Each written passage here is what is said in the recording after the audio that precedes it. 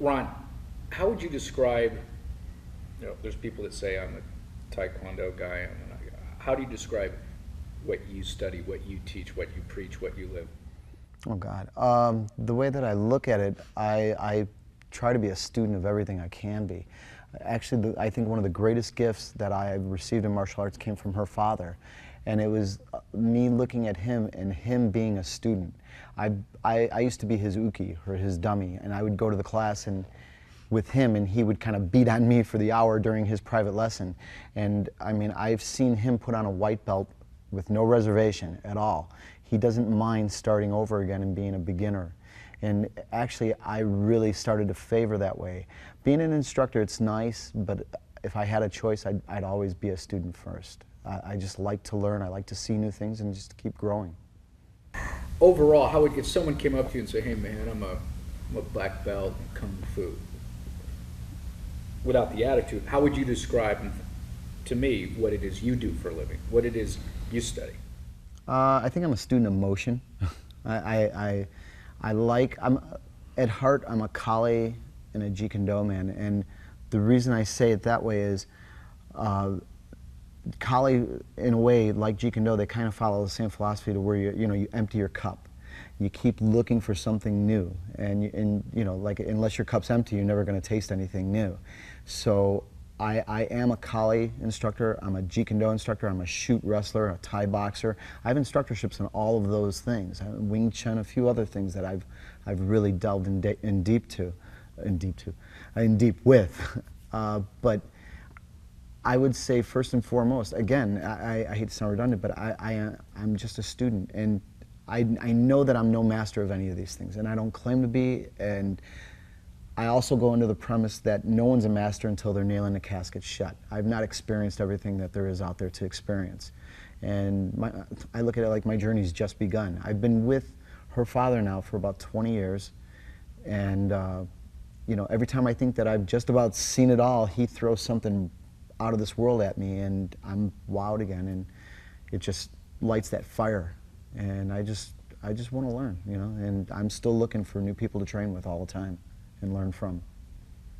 And briefly, how did you get started? Was it, how did you get introduced, and how did you find your way to her father? I remember in the early 80s, it was like 83 or 84, I was looking for Jeet Kune Do. I used to be a little Bruce Lee nut. Everything about me, I wanted Bruce Lee, Bruce Lee, Bruce Lee. And I heard that Dan Inosanto was coming to a place called the Degerberg Academy in Chicago.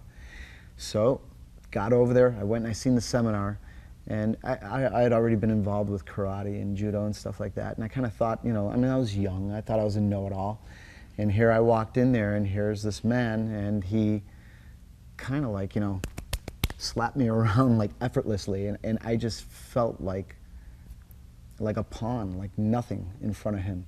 And he did it in a way that wasn't arrogant.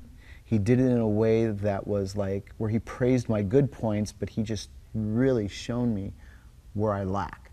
And he did it in such a way to where, like he kept my ego, he kept everything. He didn't put down anything that I had, but I just looked at him and I realized, God, I'm nothing in this whole arena, and this is the man that I want to follow, and I did. Terrific. Diana, let's talk about you for a minute. You have a little different background. Oh, yeah.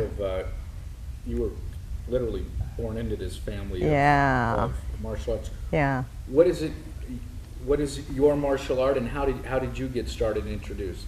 That's for me, it was weird because martial arts to me was sort of like a second language. I would hear kids talk about what it was to grow up in a bilingual home. Well, that's what martial arts was like for me. And to be honest with you, for me, it was around me 24 hours a day. I mean, day and night. I mean, all over our garage there was martial arts equipment, pictures, photos, you name it, our garage, our living room, the bathroom. I mean, I just couldn't get away with, from it. And actually, sometimes it was kind of hard for me because it was rather overwhelming. And for me, though, it's funny, even like with Uncle Bruce, I didn't realize he was Bruce Lee. I didn't realize he was well known until he came over by the house, and I was noticing that there were people looking over the fence. I'm like, what is going on? And you know, my mom and dad had said, by the way, he's just well known. He did Green Hornet, this and that, and we had a black and white TV, and so that's how I realized, oh, okay. And I guess he's a pretty well-known guy. But it was cool because I used to see my father work out with different martial artists, and at that time, obviously, his prime focus was with training with Uncle Bruce and really getting his time in, and he was helping with the Chinatown School.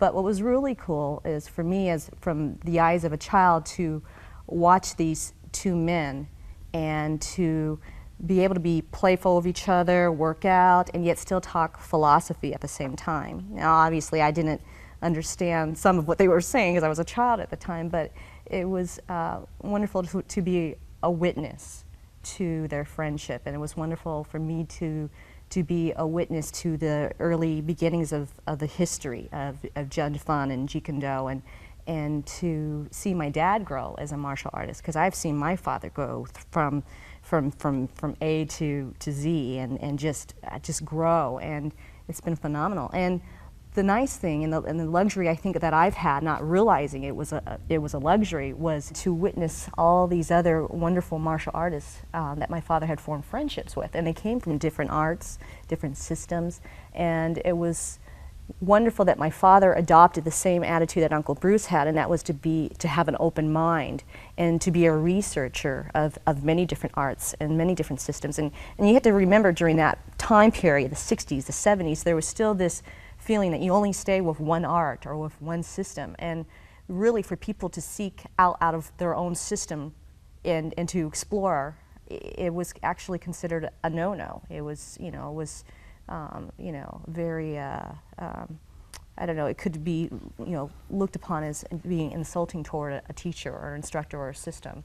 But, Uncle Bruce broke the mold, and my dad admired Uncle Bruce and his path to be a philosopher and to be an open-minded researcher. And that's what I keep thinking of. He was constantly researching different arts and different systems and incorporating what he felt was best for him. And thus, after his death, my father continued on down that path and down that road. You couldn't escape it. Was there? It's in your blood to be a martial artist, isn't it? Yes and no. I did have my rebellious stages. I did. I got into cheerleading and dancing, all those things that my dad rolled his eyes on, like, oh God. But, my dad looked at that as just part of the process of being, a kid growing up and becoming a teenager and so forth. But yeah, you're right. I guess you could say I couldn't quite escape it, particularly like when I got to my teens, trying to date. That was quite difficult. My father used to have this, I always tell people, my father, when I hit my teens, somehow ended up dragging his whole collection of swords and weapons toward the entryway of the house. And I never questioned it because these are items that I grew up around my whole life. And so anytime I brought a guy over, that's like the first thing they would see once they enter the house, And the second question was, okay, what are these doing there? And when I would tell them, oh, and your dad does what? Oh, okay. And I would never see him again. So that's what I grew up with. But luckily I got him. So he's dad approved, Yeah. What do you find when you guys travel all over the world doing seminars in this form that you have that has mystery associated to it, the whole Jeet Kune Do and Bruce Lee thing, but what kind of response do you get from people now in other martial arts or other styles, and anything interesting or revealing or positive from all these people, and what kind of response do they give you? Because you guys are a little outside in a way. You guys kind of absorb all different styles, although you do hang an umbrella, Kali or Jeet Kune Do over it. But yet it fits with so many styles. It fits in with what kind of reaction do you get from people? I'd say a lot of the response from a lot of different, we'll say, martial artists or instructors of other systems is really mixed and varied. I've had people roll their eyes at me when they hear all the systems that we do train in. I've had people say, I've studied for the last 30 years and I haven't mastered my system. How is it that you've gone through, 8, 9 systems you're an instructor in?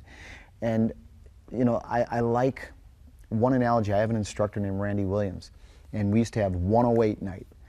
And anybody who trains under Randy knows what I'm talking about. we would we would drill a form 108 times in one night. So that means if we were doing like, it was a Wing Chun instructor, so we'd do one of the three main forms, either Silam Tao, BUG, or Chum Q. So we'd do this form, and the form is usually 108 movements, but although the way they count it, I don't know, it's a lot more than that. But we would have to sit in the stance, and it would take us a good 3 hours to get through this.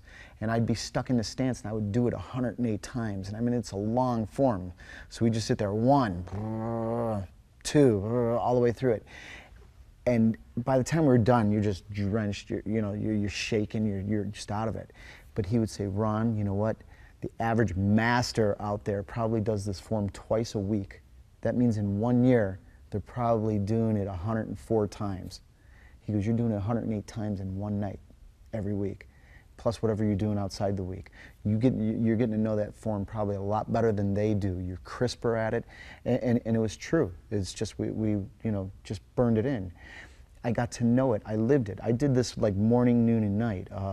In the early '90s, I left. I was a Cook County deputy sheriff. I left there in Chicago, and I moved to LA to help run her father's academy. And I was there morning, noon, and night. I opened the doors and I locked them at night and went home. I slept, I took naps in the back of the gym. I just lived there. So that means I was exposed to so much. I said earlier that I was Suzuki. He used to beat on me, and you learn a lot through pain. He put locks on me, and I knew, oh, wow, it hurts right there. How did he do that? And after he just over and over and over, I knew exactly how he did it. And it like launched me along. I understood things a lot better. I'm not saying I know everything in this, and I know I don't, but it sure threw me a lot further ahead than I would have been if I were just taking a class a week. If you do something day in and day out, every day, a printer, I'm sure he knows the ins and outs of it if he's doing an 8-hour day every day. And after like 10, 20 years of it, he's pretty good at it. And it's the same thing with that. I mean, my days consisted of, I'd go for my Kali training, then after that Jun Fan, then after that Thai boxing, then Silat, then I'd go to shoot wrestling class and whatever, jiu-jitsu or whatever other classes I wanted to go to, and then the next day it started over. And it got to the point where I was doing this 7 days a week. And I lived it, and I loved it, and I wanted to keep doing it. I don't regret it. I wish I could still keep doing it that many hours. Things slow down. You get a family, you get children like we have now, but I'm still looking, and I'm still researching, and I'm still growing. And Diana, when you're out traveling doing the seminars, what kind of reactions do you get from people that are taking your seminars when you two get up there? When they're taking our seminars, I think they're really surprised, because what we do when we do our seminars, it's not just, again, one style, one system. We designate a couple of hours toward maybe like Kali, and maybe we might be concentrating on knife, and then perhaps like we'll go into the next 2 hours into Jeet Kune Do, maybe with a concentration on kickboxing or grappling or trapping. So there's a mix of things going on, and I find that most people, when they come to our seminars, it's very positive, and a lot of times they're able to incorporate what we teach, and they apply it to their schools. And we always again stress that how important it is to have an open mind, and we're very receptive to whatever background they have as well. And I think that's very important. What was it? I think Eric used to say, we don't expect you to leave anything at the door. We expect you to, add, whatever it is that you've built upon. And this is just, our seminar is just another chance to grow and to evolve as a martial artist. Yeah, I strayed from it again, but overall, I'd say the response is pretty good. Every once in a while, we get the, and they look at us. If you're talking politics, that's different. Martial arts politics is so different from when the training and really examining closely our training methods. I think one of the things that my father has been great about, and I'm not saying this because he's my dad, but I think what he keyed into with every art and system, because there are a lot of arts and systems that they have universally sometimes the same type of movement, but what my father used to share with me, it's their training method that can make the difference for an individual. How they train, their style, their system, the method of training is very important and very key. And I think that's what he looks at. And if he may see an art or a system that is wonderful, he may even try to change the method of training to again get that repetition and those drills in. Yeah, like I was saying, sometimes we'll have like the closed-minded guy who kind of go, you know, but usually after like a couple hours and they see what we're doing, they kind of like loosen up and they'll kind of give into it and kind of go with it and give us a try. Yeah. We've actually You know? had people say, "Oh, I'm going to leave what I'm doing, my art, my system." I'm like, no, we don't want you Yeah. to do that. You know, Yeah. no, absolutely not. You know, Yeah. I mean, again, going back to what Uncle Bruce was doing. I mean, he, you know, encouraged you. He was encouraging people through his own way of being is to continue to be a researcher. Yeah. And that's why we say martial arts research systems, because we're constantly in a state of trying to research. Give us, you know, a little bit of this whole, I don't want a history lesson necessarily, but the Cali, the Filipino, you know, the Eskrima, the Arnis, Yes. the, you know, the fact that over the ages, at least over the last half century, it's evolved, and then you have this Jeet Kune Do and the whole Bruce Lee style. Uh-huh. Oh, I'm glad you asked, because sometimes it gets confusing for people out there when they go, what's the difference between Kali, Eskrima, Arnis, and, you know, I don't understand this in Filipino martial arts. And what I like to explain, particularly because a lot of my father's martial arts instructors that were Filipino, they came from a certain generation during World War II and during the early Depression. A lot of them were pensionados that came over from the Philippines during the American occupation. In fact, my grandfather was a pensionado, and those were a group of men that were educated, and they were allowed to come into America and maybe go to school out here and maybe make a life out here. And I guess the idea was whatever education that they had here in America was, they wanted those same people to bring, to go back to the Philippines and educate people over there. And a lot of those men were also Filipino martial artists, but they use a more ancient term called Kali. Kali is a much more older term that was brought over with that generation. It's actually an acronym, though. It comes from two words. It's kamut lehuk, which means kamut is hand, or they said the body, and lehuk is motion. So kamut lehuk meant Kali. And it varies. You could, like, someone who's listening to this might say, no, he's wrong. It comes from the kalis, it's a sword. But, you know, the belief that we go under, and that at least is expressed to us by her father, he likes to go by kamut lehuk, meant body motion. And the reason is there are no stances in Kali. You're in movement constantly. You're on the go. But going back, like the term arnis and eskrima, these were also terms that existed, but the way it was explained to us is like the whole encompassment, I guess, if that's a word, is the word. If you look at Kali as the mother art, the derivatives were eskrima and arnis. And a lot of times you have contemporary Filipino martial artists. They're like, I've never heard of the term Kali. Those that are from the Philippines. But I think they need to not be confused that there's Filipino history and then there's Filipino American history. And there were Filipino Americans that came over on that on a ship, pensionados, and they were using the term Kali. And that term continued on in the States, in the United States here. And that's why you have people that get confused about the terminology and where did that word come from. So it's very important that people understand that. And how did the Bruce Lee and the Jeet Kune Do, how did that happen? I mean, people out there might know this, but I don't. How did Jeet Kune Do become associated with, when I first, a year ago, first heard Jeet Kune Do, Paul Lunak, whoever, I didn't know anybody from Adam, and that's the Bruce Lee way. That's the Bruce Lee system, or that's Bruce Lee's martial art was Jeet Kune Do. How did that happen? How did that nexus happen between Bruce Lee studying his styles, and then all of a sudden this Jeet Kune Do? What's all that about? The way I understood it was in, I guess, the late 60s. Diana's father and Bruce Lee were driving in a car, and they were talking and having their little philosophical lesson, between each other that they always used to have. And he was talking about the best way to stop something is to intercept it. Like Bruce Lee would say, it's like being in a race. You let them start first, but you finish first.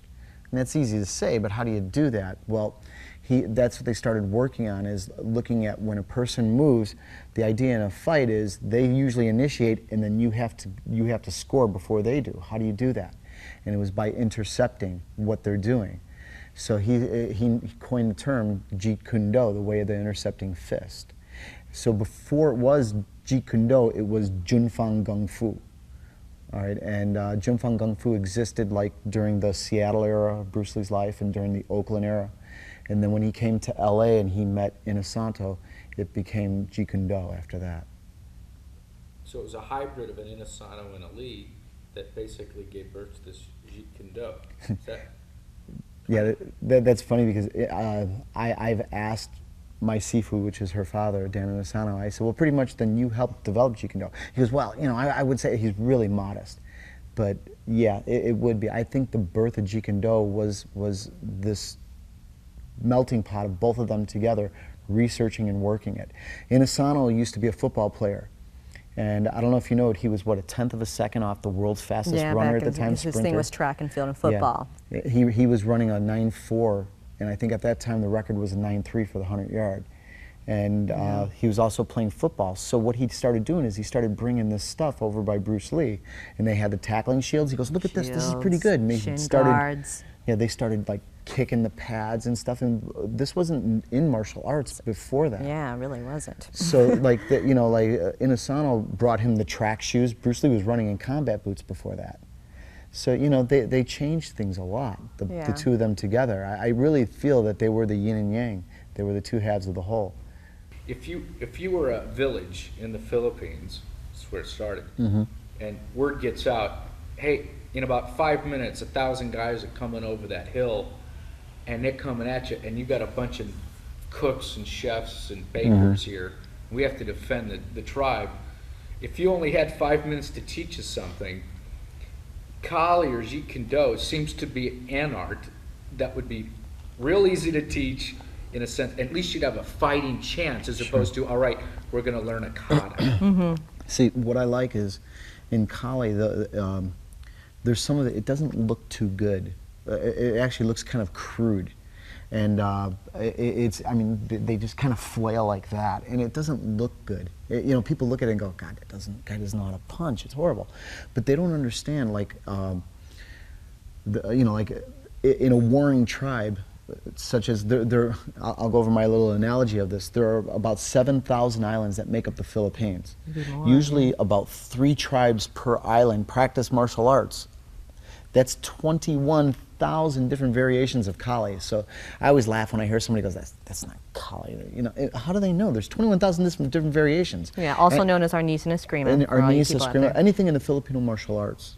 Okay, and if someone were coming to fight, they would want to go for the most effective thing to teach them in a short time. So they wouldn't sit there and say, okay, keep your hand up, extend, pull back. They didn't have the time for all that. You know, hey, tomorrow, man, we're at war. What do I do? Well, you're just going to sit there and I just want you to go here. And it came from the weapon. They would hold the stick. They'd say, you hit here, hit here. You got that? 1, 2, 1, 2. Like an okay, X. now, no weapon, you use your hand if you lose the weapon. They'll sit there and they'll show it this way. Or the Redondo, they'll sit there like that. And if the guy's throwing punches, they just pick it off and just keep hammering down. It's better than nothing. It doesn't mean it's the end-all, be-all, but it's something. It's better to have a tool in your box than to just sit there and just flail. I always love your father's analogy. He said that. Well, Bruce Lee actually is the one who said this. And I apply it to everything in martial arts. He said, when you first start martial arts, you're under what he would draw this box out and put an X through it, and he would say, first it's unconscious incompetence. I mean, it's bliss. You're just flailing all over the place. Then the next area is conscious incompetence. Okay, so that means you know you're horrible at it. Okay, then Those most just people aren't looking like they should. yeah, most people fall into the third area. That's conscious competence. Who are martial artists? Well, they're thinking, okay, I got to keep my hand up. I got to go here. All right, I got to make sure this comes back. You're consciously aware of it. But he said the ultimate place is to be unconscious competence. And it's like, it's 9 in the morning, you're supposed to be at work at 8:30, you go, oh my God, I'm late, you're running around.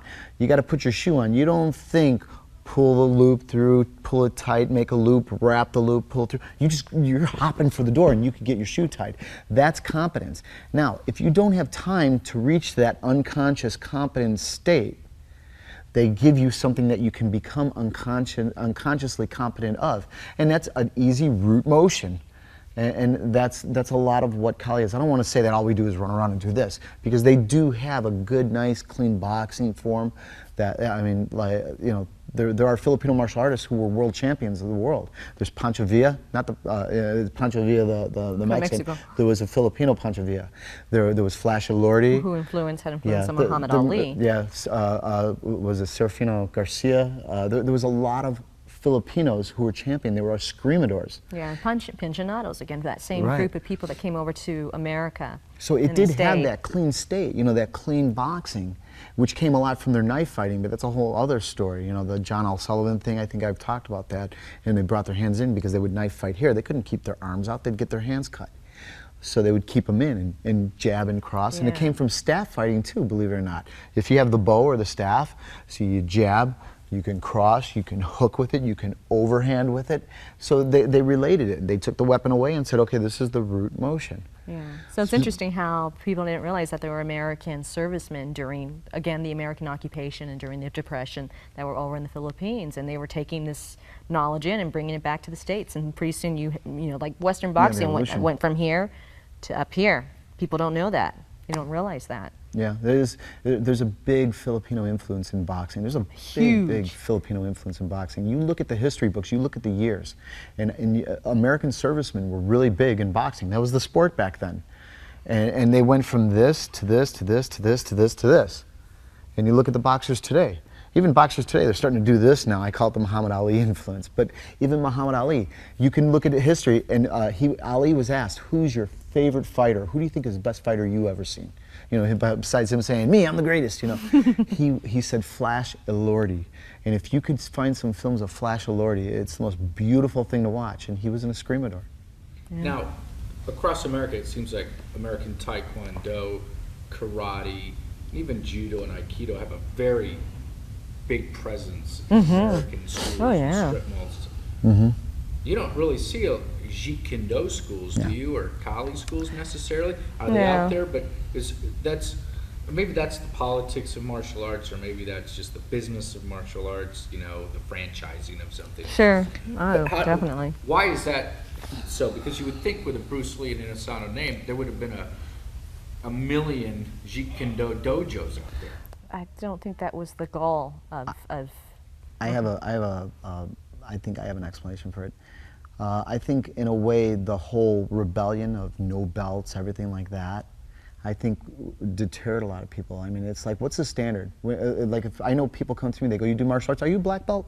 That's Yeah, usually the first first thing they question. ask, are you a black You know, belt? And then when you The explain, belt, well, they no, focus on the belt. I'm an associate instructor, I'm an apprentice instructor, they kind of look and they go, what? You know, you're not a black belt? You know, it's just, I think that's one of the things. Nowadays, it's not an Okinawan thing, it's not a judo thing, it's a standard. It's almost a generic thing now, the belt. It's in everybody's system. You know, I mean, maybe my history might be wrong, but Kano, I think, is the one who really started the color thing in judo. You know, my other theory on it is they might be equivalent to like a black belt, even though they don't use the belts. But I think they're a white belt in marketing. You know, most of the guys out there, they're like in a sweaty gi, and they're like, oh, let's just work, let's just train, you know? And it's a scary thing. You come to a school, you call a school, and you hear, you know, or who is it? And you're breathing because you were just sparring. It's scary. And then, you know, you go into a school and you see these guys just throwing each other on the ground, you know, like just thrashing each other. Yeah. You go, oh my God, I'm not going to do that. Or else some of the ads that you see out there. You know, like I see some of the best Jeet Kune Do ad schools, because I mean, I'm a Jeet Kune Do guy, so one of my favorite things to do when I hit another state is I grab a Yellow Pages, I open it, and I go, oh God, Dyke, check this out. And I'll look at an ad, and you'll see some guy on top of another guy just hitting him. See, an average person who wants to take lessons, they don't envision themselves as this guy, they envision themselves as this guy on the ground. So, Yeah. you know, it's I think marketing, I think Taekwondo is great at marketing, I think Krav Maga, they got it down in marketing. They're a lot better. They do the ads, you know, and it's smart. I think it's intelligent. I think it's intelligent. I think there's a lesson to be learned there. And Yeah. it's so funny where a Jeet Kune Do man looks for the weakness within himself. Somehow they haven't caught the weakness within their marketing. Some have though. There's some guys Yeah, out there, there are some, that are really coming absolutely. together now. I think there's a change coming. I think you're going to see more and more JKD or Kali schools out there now. But then again, too, you got to remember Jeet Kune Do really, how do I say this? Jeet Kune Do is still pretty much a philosophy. And again, I have to reiterate this over and over. The art itself is Jianfeng Gung Fu. And Jianfeng Gung Fu was Bruce Lee's version of Jeet Kune Do, of what worked for him, and that's what people need to understand. But again, generically, people use the term Jeet Kune Do or JKD because it's just easier to say, you know, JKD or Jeet Kune Do versus Jump on Gum Fu Jeet Kune Do, you know what I mean? Yeah. So it becomes a word thing. It's a pretty complicated art at times too, and sometimes it's a little bit much. You know, I could see people like getting overwhelmed and going, I'm not getting this. And I think it all depends on the instructor, you know, or else just, I could see people liking more of a root, you know, motion, an easy motion they can understand versus like in my video I just talked about a pressure thing. If he presses this much this way, you got to do this. Presses. Sometimes it's a bit much for people to understand. But again, with repetition and training, Exactly. putting in muscle memory, then they'll find that it does come. You Right. know, just You with just got a anything. lifetime. You have a lifetime to train. Just slow down and just Repetition is the mother do of it. skill, you know. Now, there's kind of interesting over the last 10 years, there was this no holds barred in mixed martial arts. Mhm, that came yeah. out. Now, that was a marketing deal with the Gracies and all. and Yeah. They you know, the ideal was to, the premise in the beginning was to put a Taekwondo guy against a karate guy, a kung Yeah, fu guy yeah. against Wing Chun, and all fight. But the reality is, when it came down to putting people in a ring or a cage or an octagon, It's not what about happened was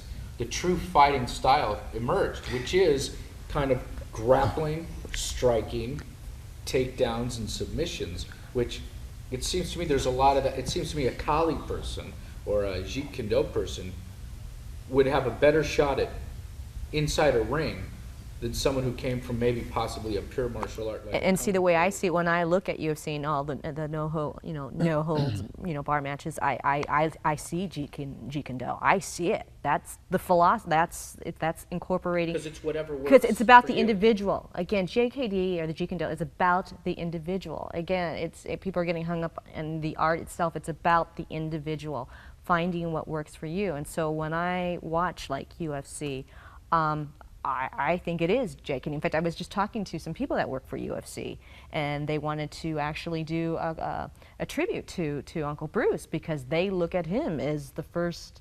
You know, when you think about, a pioneer of mixed martial arts, or someone that incorporated and researched, you know, and as an individual took what was best for him and pointed other people in that same direction. So really, to me, all those guys are about JKD because it comes down to the individual. It's not about the art. You know, And those guys are cross-training a lot. They are. I know some of those guys. They are cross-training. yeah, I was just going to say that. They're cross-training. They're looking at everything. And I mean, we get a lot of guys who used to come by our academy and they'd come in and they would wrestle us or kickbox with us. And I know that, you know, like a lot of them, they're awesome, you know, I mean, probably kick my butt. But that's the one thing that you learn too is just because you might be tougher than another person doesn't mean you can't learn from that person. And that's a big thing in martial arts. You know, when we go on seminar, I mean, I've had people, you know, like almost challenge me. I've had people take cheap shots, and I always think about it. I mean, luckily I've done pretty well in that arena, but if he took me out, he's got nothing to lose. If I'm doing my seminar, I've got everything to lose, you know. But I think they're thinking it would weaken my name if I lost, and I might lose. There's, I mean, younger, good guys. I'm 40 years old now, so there's some pretty young guys. They're getting good, but it doesn't mean they can't learn something from an instructor. And when guys would come to our school, they'd be some pretty tough guys, but I know they'd leave, they'd walk away with a new way to train something, a new way to look at something. So that JKD influence is in there. You know, the whole Inosanto Bruce Lee thing, it's alive and well in this mixed martial arts thing. Oh, and there's another point you're bringing up too about, you know, sometimes Dad would say it'd be great if you can find a person that could be a great fighter, a teacher, and a good technician. I mean, look at the gentleman that was with Muhammad Ali coaching him and Mike Tyson, you know. Oh, yeah, well, like all right, well, she's talking about like Lou Duba or Kevin Rooney, you know, I mean, Teddy Atlas, amazing coaches. Amazing. You know, but I don't know how they do in champions. the ring. But God, what they've done with their talent, with the people that they had, you know, Ali and, you know, Tyson and God, whoever else they touched, you know, it was brilliant what they could pull out of them.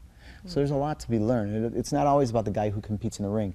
And, you know, it's so funny. I'm not going to name names, but I have an instructor who called me up. He goes, Ron, I just got challenged. I got challenged by, you know, I'll say it was by a Brazilian martial artist. He wants to fight me. He goes, what do I do? And I go, what do you want to do? He goes, well, I don't want to wimp out. He goes, but you know, pretty good. And I go, well, what are you going to do? And he goes, I don't know, I'll call you back. So he calls me back and he goes, got it.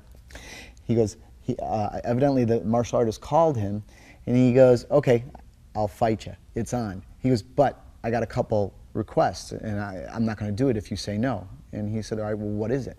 He goes, no mats. And he goes, well, we usually use mats, you know, if I throw you, you could get hurt. And, you know, well, he goes, well, I use the ground as part of my weaponry, and I have some stuff that if I can do to you, I'm going to do it. And I need the ground, and the mat's going to make you survive. And he said, oh, okay, all right, no mats, you're on. He goes, wait, there's more. He goes, I get to wear my shoes. So he goes, okay, fine, I don't care. He goes, well, good, because I wear like a hard toe shoe, and I like to kick with it, and I want to use that. He goes, the Brazilian guy said, fine. He goes, oh, there's one more thing I want to do. He goes, I bite. He goes, no. He goes, no biting. He goes, well, no, wait. He goes, in my system, I bite and I gouge and stuff, and if you take that away from me, well, then that's not a true contest of what I do because that's part of my training. He goes, no biting. I'm not going to let you bite me. He goes, well, okay, let's do this. If I can get your leg, like if you put me in an armbar, and if I can get your leg by my mouth, you got to let go of the armbar because we'll say it's a bite. He goes, no. And he goes, well, I'm not going to fight you if you don't let me bite. He goes, well, then there's no fight. He went, whew, got out of it. So, you know, but I mean, UFC is awesome, and it is a place to say, you know, to test your stuff out. But it's not the end-all, be-all. I mean, you know, there's no groin stuff, there's no eye stuff, there's no biting, there's no weapons, there's no pavement, there's no, you know, bottles or fence or rocks or, you know, there's a lot of elements that are missing. And I'm not going to take away from it. I mean, I used to fight professionally. Yeah, I fought no holds barred, and I used to do it in Tokyo. But it's not the end-all, be-all. There's still more to it, you know? I mean, right now, if you gave me a nail, I bet you I could change the outcome against the toughest guy. I mean, there's a good chance I could. You give me a small knife, man, I feel like I'm the king with a knife. You know, I mean, you give me a small knife, and I'll pretty much get in a ring with anybody. I'll get in a ring with Holyfield if you give me a knife. You know, so, I mean, there are other factors. There's so many factors. In the end, I mean, the ultimate survival, isn't it? I mean, should there ever be a situation where you're confronted with someone, you want to have the confidence that you can survive, and that's being smart, and then having all this stuff ingrained in you, this muscle memory, so that you could at least give it your best shot if you go down, right? Yeah, and that's what we focus on. I think most of our material is for purposes of if you're on the streets or at home or in combat, in military, paramilitary. It's a completely different arena from the ring or from sport. From Hollywood, even completely hot. Like that's another thing because Ron and I work in the, you know, in the entertainment industry, and I can't tell you how many people out there, you know, your civilians, your mainstream, and they confuse all the flashy, you know, and I'll say like Crouching Tiger stuff. It's beautiful, and I study wushu from time to time, but it's different. The game is different on the streets, or you know, if you're in warfare, it's completely different. And I would not recommend doing high kicks, and neither did Uncle Bruce. He believed for the streets you should always kick low. You never want to kick high because it's so easy for someone to take you down. And he said this over and over. But for film, he emphasized kicking high because, you know, that's what made it look good and made audience go, wow, me, you know. So he also like didn't make all that wow, all that. I mean, that, that was all for Hollywood. show. You know, That was he's for very show. stoic when he sparred. You know, plain face and just serious and going. You know, one of my favorite Bruce Lee stories were someone asked him once, "Could you beat up Muhammad Ali?" And, you know, at the time Muhammad Ali was the champion, and Bruce Lee went, "Oh wow, you know, I don't know, Muhammad Ali, he's the best. You know, I mean, he's the champ." Oh, you mean in the ring or in the street? Oh, in the street, I'd kick his ass. That's how you know, so, I mean, the ring's a different game. It's a different game. You know, there's also the courage thing. I mean, it takes a lot of courage to get in there and fight in a no-holds-barred fight. You're risking your whole life. But you still have the safety of a ref going, stop, split it, break. On the street, you don't have that. It's a different realm. There's a whole different feeling. You know, on top of that, I was a law enforcement officer, and I was in a couple sticky situations. And I didn't have somebody there to go break, you know, 1, 2, 3, you okay? You ready to go? All right, go again. That's gone. That, you know, and it's a different feeling. It's scary. So there's a whole different kind of like, you know, courage you got to muster up. when it's a street situation. And in your opinion, this Kali and Jeet gives you that edge, you think? Yeah, You're not dissing any other thing, because you encompass all sports. But at least this gives you, you know, a state of mind where, you know, I feel like I've got a weapon. Yeah, I don't feel it has anything to do with the system. Like, be it Kali, Taekwondo, Junfan, Silat, Thai boxing. I just think it's a philosophy, and that's where it's Jeet Kune Do. And Jeet Kune Do, if you don't know anything about Jeet Kune Do, there's a million books on the subject. Go and read some of them. Read the Tao Jeet Kune Do. It's a philosophy. It is not a set system. Junfang Gung Fu is a set system. Jeet Kune Do is a way of thinking. You know, if we all went to a restaurant and we ordered food, odds are we're not going to order the same plate. We all have different tastes. And you might order an Italian beef sandwich with French fries because it tastes good together. But it doesn't mean that it's wrong to mix cultures. If it works for you, then good. God bless you. Keep going.